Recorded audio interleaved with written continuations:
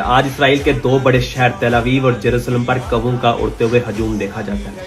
اچھا، کوا کہیں نہ کہیں جو ہے مردے کی نشاندہی کرتا ہے۔ وہ کیسے؟ سورت مائدہ کی آیت کا مفہوم ہے کہ اللہ سبحانہ و تعالیٰ نے کوے کو حکم دیا تھا کہ جا کر حضرت آدم علیہ السلام کے بیٹے کو بتاؤ کہ مردے کو دفن کیسے کیا جاتا ہے۔ کیونکہ قابیل نے اپنے بھائی کو مار دیا تھا تو اس کو سمجھ نہیں لگ رہی تھی کہ اب اس کو چھپایا کہاں جائے یا دفنایا کہاں جائے، تو اللہ سبحانہ و تعالیٰ نے کوے کو حکم دیا تھا کہ قابیل کو دفنانے کا طریقہ بتاؤ۔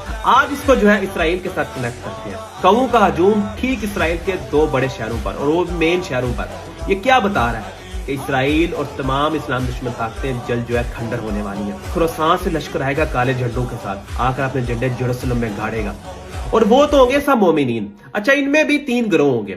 اب تین گروہ میں ایک وہ گروہ ہوگا جو کامیاب ہو جائے گا، ایک وہ ہوگا جو شہید ہوگا، اور ایک وہ ہوگا جو بھاگ جائے گا، اللہ ان کی کبھی توبہ قبول نہیں کرے گا۔ کافروں کا لشکر ہوگا نا جو مارے جائیں گے، ظاہر ہے ان کی ہر جگہ جو ہے لاشیں پڑی ہوں گی، تو ان کو ٹھکانے کیسے لگایا جائے گا؟ تو میرا یہ گمان کہتا ہے، بے شک اللہ اور اس کا رسول بہتر جانتا ہے، لیکن یہ میرا گمان کہتا ہے کہ اللہ جو ہے کووں کی مدد سے جو ہے نا ان کے گوشت کو صفایا کرے گا، یعنی کہ کوے آ کر ان کے گوشت کو کھائیں گے، ان مردار کے گوشت کو کھائیں گے۔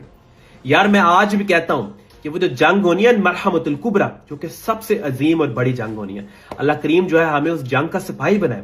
اللہ کریم ہمیں جو ہے حضرت امام مہدی رضی اللہ تعالیٰ عنہ کی فوج کا سپاہی بنائے۔ دیکھیں، حضرت امام مہدی کے ظہور سے پہلے جو آج کی استنبول ہے نا، اس نے کافروں کے اندر جانا ہے۔